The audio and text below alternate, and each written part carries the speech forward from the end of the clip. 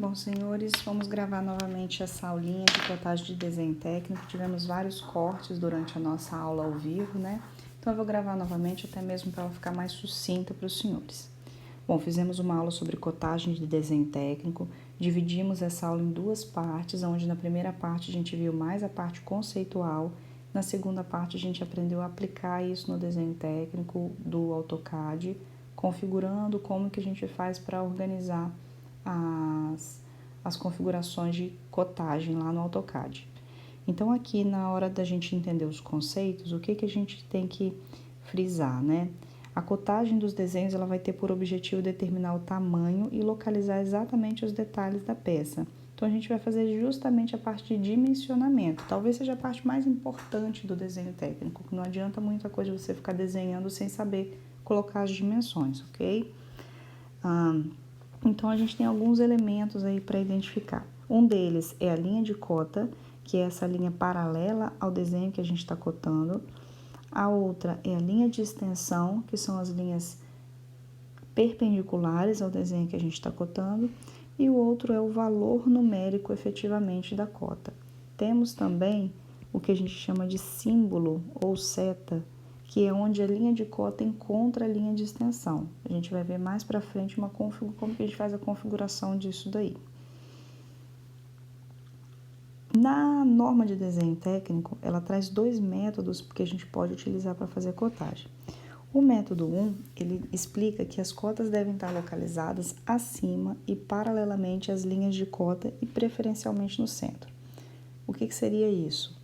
A linha de cota tá aqui, e aí a minha cota ela vai ficar acima da linha de cota e preferencialmente no centro.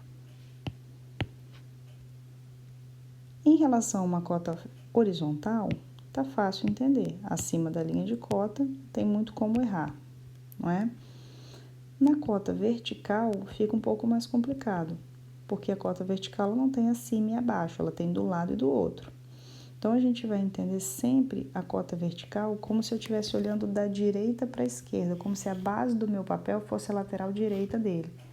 Então, a parte de cima da cota passa a ser o lado esquerdo dela.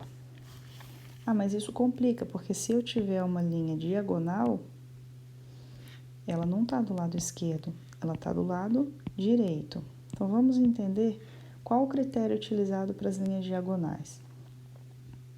Para entender isso, a gente vem para esse outro diagrama.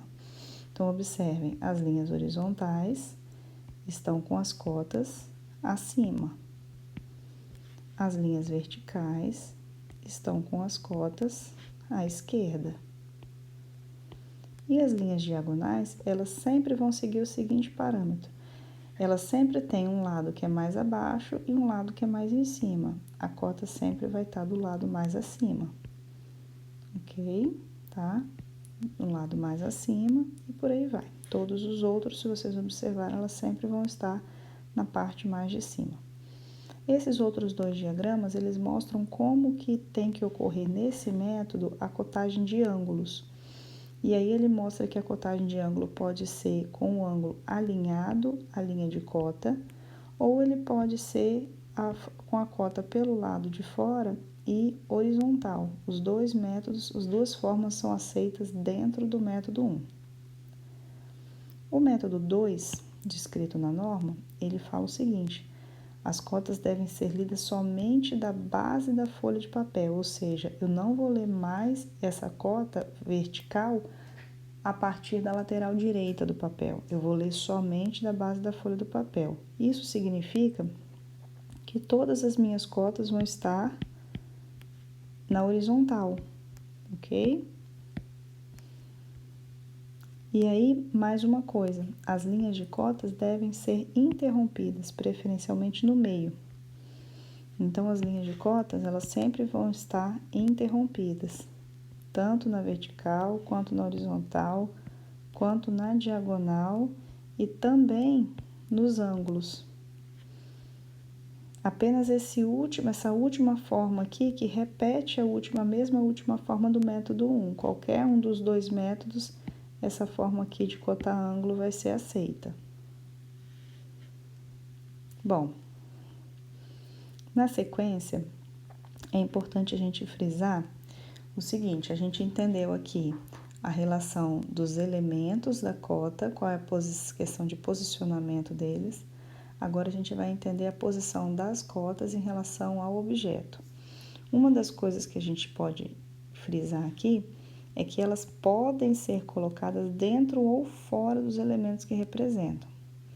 Então, eu posso colocar a cota por dentro, assim como eu posso colocar cotas por fora. Mas a gente vai tentar o máximo possível colocar essas cotas por fora. Por que isso? Porque o quesito principal que a gente vai seguir é de clareza e facilidade de execução. Então, quando eu procuro ter clareza no meu objeto, eu vou evitar ao máximo embolar as informações dentro dele. Isso faz com que a gente busque trazer as cotas o máximo possível para o lado de fora. E quando for necessário, a gente bota uma cota do lado de dentro do objeto.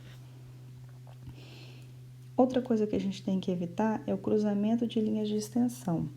Esse cruzamento de linhas de extensão, às vezes, ele é inevitável, mas outro tipo de cruzamento a gente consegue evitar. Por exemplo, se eu fizer essa cota de 80 e depois resolver fazer de 23, o que eu tenho aqui? Um cruzamento da linha de extensão.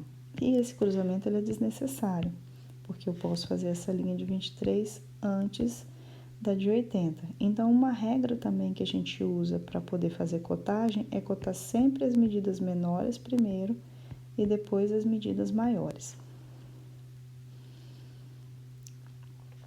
Cada cota deve ser indicada na vista que mais claramente representar a forma do desenho cotado, devendo-se evitar a repetição de cota nas diferentes vistas.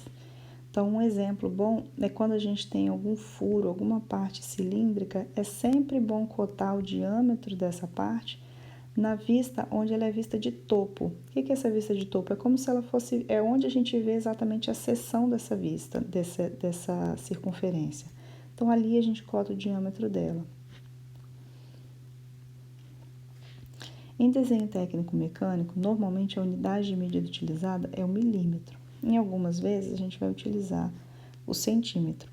Entretanto, o símbolo que indica a unidade de medida junto à cota é dispensado, a gente não utiliza, devendo essa unidade ser informada nas notas de projeto que ficam normalmente no cantinho da folha. Dentre as unidades métricas, deve-se optar por apenas uma para dimensionar o desenho, ou seja, a gente não vai colocar milímetro no meio de centímetro. A partir do momento que você começar a dimensionar um desenho, começar a desenhar com milímetro, você vai seguir com milímetro até o final. Entretanto, no desenho mecânico é muito comum a mistura das unidades de milímetro com polegada. E se houver o emprego da polegada, a gente vai sim colocar, aqui 3/4 de polegada. Aí a gente coloca a simbologia da polegada. Alguns outros símbolos podem ser utilizados juntamente com as cotas para identificar as formas e facilitar a interpretação do desenho. Esse símbolo, por exemplo, é um símbolo de diâmetro. Esse símbolo é o símbolo de raio. Esse símbolo é um símbolo de quadrado. Essa face aqui, se a gente fosse desenhar a perspectiva dela, ela é uma face quadrada. Esse símbolo é o símbolo de raio esférico.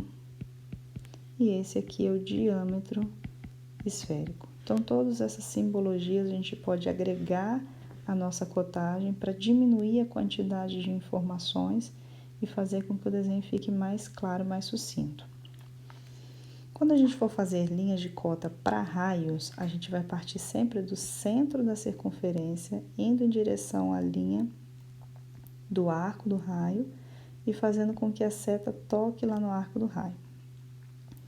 Quando a gente for cotar diâmetro, a gente pode cotar dessas maneiras aqui, por fora ou por dentro. Se for muito pequeno, eu posso cotar por fora dessa maneira ou ainda dessa maneira, ok?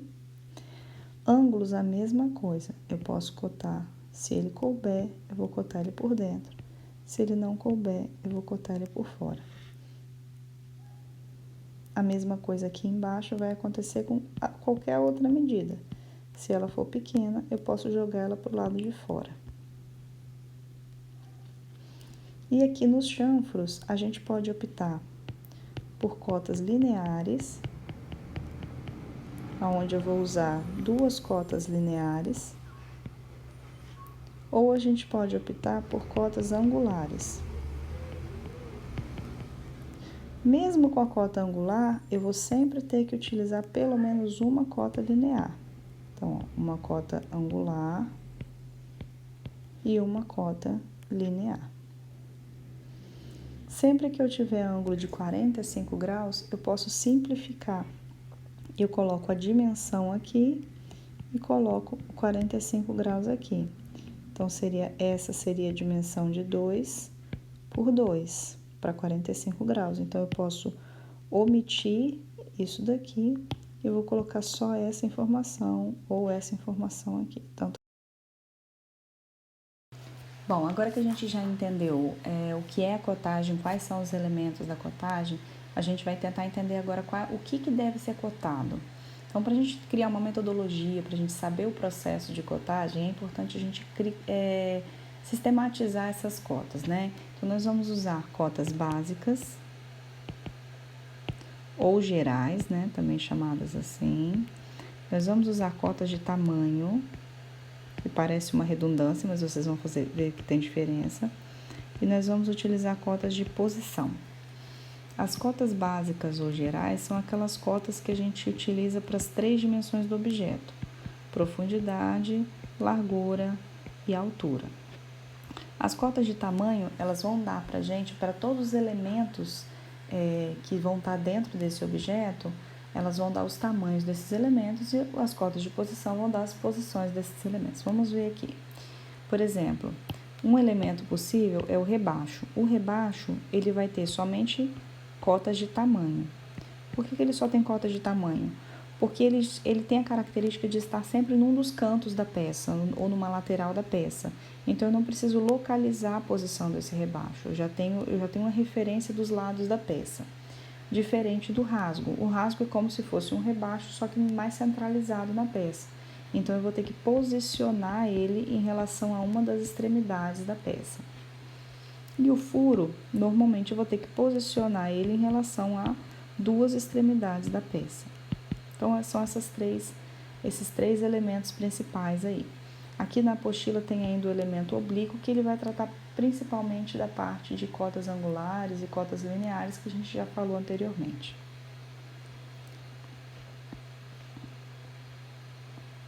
Então, aqui quando ele fala de cota de rebaixo, ele está claramente mostrando que ele tem a largura e a altura de um rebaixo, e depois ele mostra largura, altura e profundidade, cotas gerais da peça. Então, aqui ele botou cotas de tamanho, tamanhos de quem? Do rebaixo, e cotas gerais, que são as cotas gerais da peça.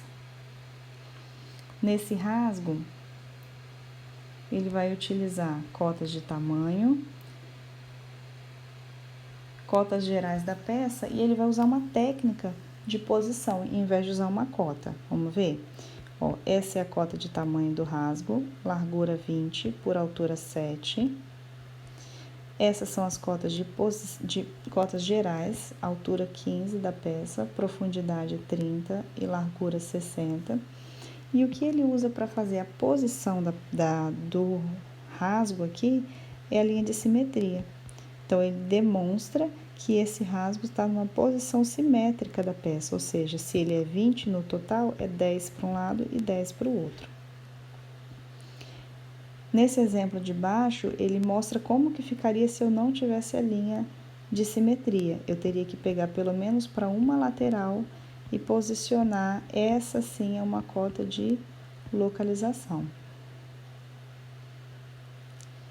Aqui seria a parte da cotagem de furo, aonde a gente cota o tamanho do elemento, no caso aqui é um furo, então eu dou pelo menos 2 dimensões para ele. Como a profundidade nele na peça é total, ou seja, ele é um furo que passa de fora a fora na peça, eu não preciso cotar essa profundidade, porque ela já corresponde à profundidade total da peça. Então, o tamanho do meu elemento, aqui no caso é 16 por 16, a posição do meu elemento é 15 em relação à lateral direita e 15 em relação à parte superior. E nesse caso é importante a gente frisar o papel da linha de centro, porque essa posição ela não é dada em relação aos cantos do furo, ela é dada sempre em relação ao centro do furo. E esse centro a gente só consegue posicionar ele no desenho através das linhas de centro. E aí, por fim, ele coloca as cotas gerais, altura, largura e profundidade da peça e está cotado. Então, observe que a gente sempre vai ter uma sequência. O tamanho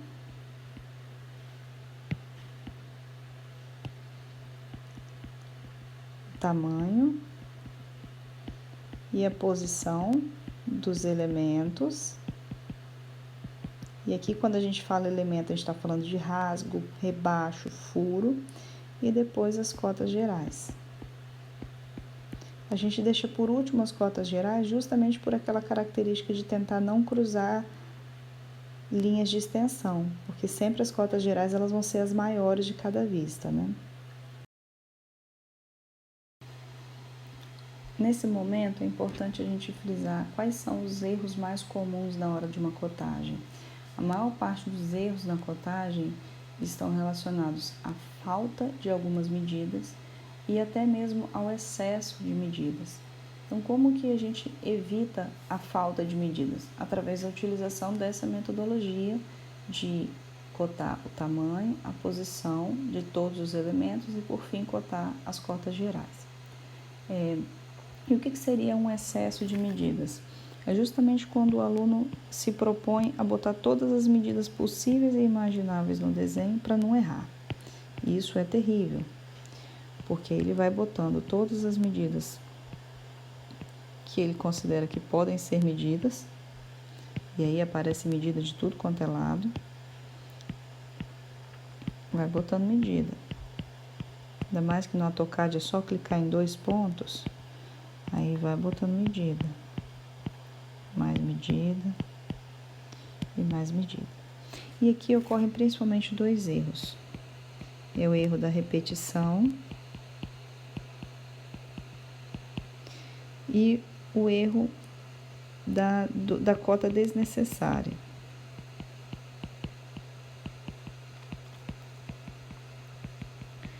Então, na verdade, não são cotas erradas, elas são cotas em excesso.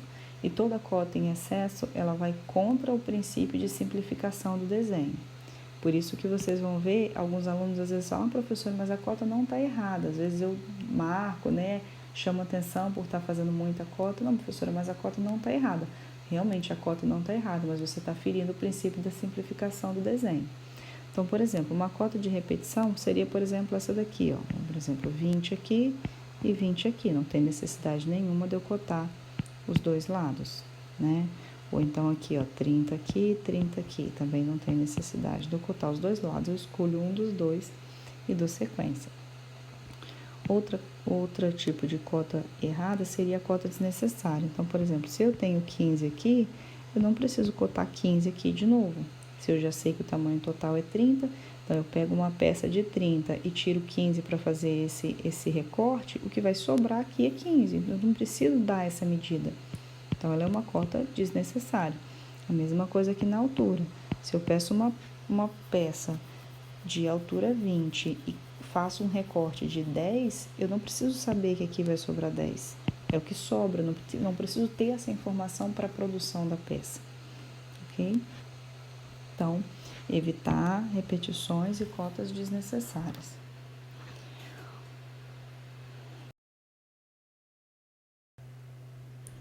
Bom, e nesse trecho aqui, então, o autor coloca o seguinte: existem maneiras diferentes de cotar o mesmo modelo, né?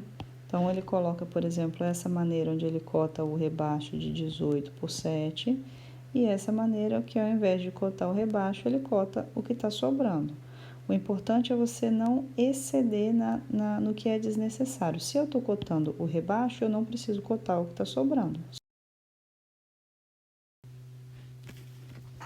Bom, e como acontece então quando eu tenho mais de um elemento, mais de um rebaixo, ou um rebaixo e um furo, ou um rasgo e um rebaixo, como que eu faço? Eu só tenho que seguir essa mesma metodologia, cotando sempre o tamanho e a posição de cada elemento e ao final fazer a cotagem básica ou cotagem geral do projeto. Sempre prestando atenção, por exemplo, nesse objeto aqui, ele tem uma linha de simetria, então eu não preciso cotar os dois rasgos, eu coto um só e o outro, obviamente, vai ser simétrico. Nesse outro aqui, eu não tenho a linha de simetria, então eu preciso cotar tamanho dos dois rebaixos, ok? Rebaixo eu não preciso de fazer posição, porque ele já está nos cantos da peça, então eu dou só os tamanhos e depois faço as cotas gerais ou básicas. Nesse objeto aqui eu tenho 2 rasgos e um furo. E como que isso vai acontecer? Para cada rasgo eu vou dar o tamanho e posição e também para o furo tamanho e posição. Ó, para o rasgo de cima, esse é o tamanho, 32 por 8. Para o rasgo de baixo, esse é o tamanho, 45 por 5. E a posição dos dois toma como referência a linha de simetria. Então, eles estão referenciados em relação à sua localização pela linha de simetria.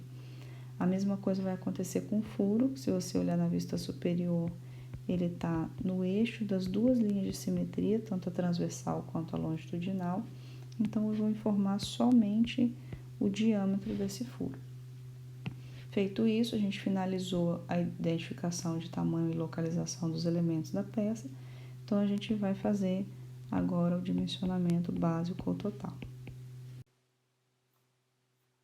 Bom, senhores, vamos então para a segunda parte da aula, onde a gente vai aprender a configurar as cotas aqui no AutoCAD e depois a gente vai exercitar essa metodologia colocando as cotas nesse exercício que foi o nosso segundo exercício de projeções ortográficas. Para começar, a primeira coisa que a gente precisa saber antes de fazer a cota aqui no Model, nessa formatação que a gente está usando, a gente tem que saber qual a escala que a gente vai apresentar esse desenho e de preferência qual o tamanho de folha que a gente vai utilizar.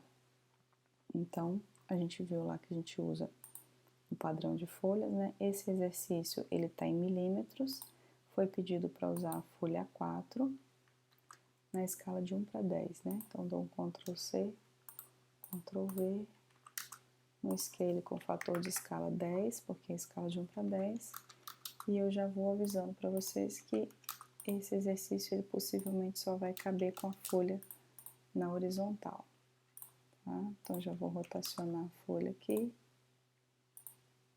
ok? E enquadrar o meu desenho. Bom, enquadrado o meu desenho, agora eu vou configurar a minha cota. Para eu saber o tamanho que eu vou configurar a minha cota, eu vou usar uma das letras, do tamanho de letra que já está aqui na minha folha. Então, por exemplo, eu vou pegar aqui esse nome alunos e vou ver aqui na minha barra de propriedades que a altura desse texto é 30, ok? Se você não tem a sua barra de propriedades aberta, você pode digitar PR Enter ou underline PR Enter, se o seu AutoCAD for em português, que ele vai abrir essa tabelinha do lado, PR de propriedade, tá? Então, vi que o tamanho da minha cota é 30, perdão, vi que o tamanho da minha letra menor aqui é 30, então eu vou fazer o meu dimensionamento. No meu AutoCAD aqui, ele não aparece o painel. No de vocês ele vai aparecer assim. Então, você vai vir aqui na guia Home, Painel Annotation. Quando você abrir aqui nessa setinha o Painel Annotation, vai ter um símbolo de uma cota com um pincelzinho, que é justamente o símbolo de configuração das cotas. Você vai clicar nesse símbolo e aí ele vai abrir isso aqui para você. Ou pelo menos vai abrir algo parecido com isso. Aqui do lado direito você vai encontrar ainda as opções New, Modify, ok? Você vai clicar lá em New para ele abrir um estilo de cota novo. E aí ele vai abrir uma janelinha pedindo qual o nome do seu estilo de cota e por onde você vai começar. Nesse caso aqui você pode colocar o seu nome. Eu gosto de colocar qual é a escala que eu estou trabalhando para eu poder guardar isso daqui e saber usar sempre. Para toda escala de 1 para 10 que eu for usar, eu vou usar essa configuração aqui. E o Start With é se você já tiver alguma pré-configuração feita, você já começa por ela. No nosso caso aqui a gente não tem nada, a gente vai começar com Standard. Então continue, ele vai abrir uma janela com várias opções de coisas para a gente mudar e a gente vai começar pelo unidades primárias. Lá em unidades primárias, o segundo item é o item de precisão. Tá? Então observe aqui que a gente está com uma precisão de 4 casas depois da vírgula. Eu vou deixar com nenhuma casa depois da vírgula ou com no máximo uma casa depois da vírgula. Vou deixar com nenhuma, porque eu sei que eu não tenho medida quebrada nesse exercício, mas tudo vai depender da unidade de medidas que vocês estão trabalhando ou da precisão que vocês vão ter que ter nesse desenho, ok? Aqui, depois na aba texto, vocês vão configurar a altura do texto para 30 e vão configurar aqui, ó, offset from the inline para 15, que é metade desses 30, ok? Esse offset from the inline é a distância do texto para a linha de dimensão. Então, a gente vai alinhar a linha de dimensão, o texto com a linha de dimensão, e vai posicionar o texto acima da linha de dimensão, como a gente viu na norma, ok? Então, desculpa, vou voltar lá, saiu. Então, aqui um texto, tá? Então, tamanho 30, o texto alinhado com a dimension line, com a linha de dimensão, posicionado de forma vertical acima da linha de dimensão e com a distância para a linha de dimensão, que eu coloquei aqui metade do tamanho do texto, só para vocês terem uma ideia, mas por exemplo, vocês poderiam colocar 10, não ficaria ruim, ok? Eu costumo usar metade. Bom, feito isso, a gente vem para simbologias e setas, onde a gente pode configurar o tipo de seta, ok? Vou manter essa setinha fechada. O tamanho da seta eu vou usar o mesmo tamanho do texto para ficar proporcional, ok? Só isso daqui que eu vou configurar nessa página. E nas linhas, eu também vou configurar aqui a extensão da linha de extensão, o quanto que ela passa da Dimline, eu também vou colocar 30. Então, observe aqui que ela passa da Dimline, uma determinada medida que é o que eu coloquei aqui. E aqui é a distância que ela vai dar para a origem da cota, ou seja, para o objeto. E eu também vou colocar 30. Ok? Então, configuramos aqui, só recapitulando, unidade primária configuramos a precisão, no texto nós configuramos o tamanho do texto, a posição do texto em relação à linha de dimensão e a posição dele acima da linha de dimensão e a distância dele em relação à linha de dimensão. Na simbologia nós configuramos o tipo de seta e o tamanho da seta e nas linhas a gente configura o quanto que ela vai se estender além da linha de dimensão, isso para as linhas de extensão, e o quanto que ela vai se afastar do desenho. Feito isso, a gente dá um OK, salva e ela já está configurada. Novamente, lá na tela de vocês, vocês vão ver que tem esse símbolozinho aqui de cota, com uma setinha do lado. A gente vai começar a fazer com a cota linear mesmo, tá? Então, vocês podem clicar aqui na cota linear, eu vou digitar DLI, que é dim linear, e vou fazer minha primeira cota. Como que eu vou fazer as cotas? Qual é a metodologia que a gente usa? Identificar os elementos, fazer tamanho, posição dos elementos e depois as cotas gerais, né? Então, os elementos que eu tenho são esse rebaixo na diagonal e esse furo. No rebaixo na diagonal eu vou dar as dimensões de altura e largura e profundidade dele. Poderia também, ao invés da altura, poderia fazer um ângulo, uma cota angular. Vocês clicam aqui nessa setinha à direita, que vai aparecer a opção de cota angular. No meu caso aqui eu vou digitar DAN, que é DA angular, e vou clicar nesta linha e nesta linha. E ele vai abrir a opção, eu posso colocar ele lá para dentro, eu posso puxar ele para fora, de uma angular. Então, cotei aqui o tamanho desse rebaixo na diagonal. Como ele é um rebaixo, ele não precisa que cote a posição dele, porque ele já está no canto da peça. Então, agora a gente vai cotar o tamanho e a posição desse furo cilíndrico aqui. Vamos cotar o TDI, que é a cota de diâmetro. Clica na circunferência e ele já abre automaticamente a possibilidade de cota de diâmetro com a simbologia tudo certinho. Agora com DLI, que é a cota linear, eu vou cotar a distância dele, a distância da linha de centro para a parte de baixo do objeto e a distância da linha de centro para a lateral do objeto. Vou dar uma afastada aqui, porque ficou muito apertado. E aí eu tenho a cota de posição e a cota de dimensão desse furo cilíndrico aqui. Aí agora a gente vai cotar as cotas gerais. Altura, largura e profundidade. Ok? Então, temos aqui todas as cotas do nosso objeto e ele já está prontinho para impressão, tá bom? Agora, na próxima aula, nós vamos aprender a fazer a configuração da impressão e para a gente poder gerar o PDF desse arquivo e poder enviar por e-mail, poder apresentar para um cliente o desenho, enfim, né? Que é o formato que a maior parte das pessoas tem acesso, ok? Um grande abraço para vocês, fiquem com Deus e bons estudos!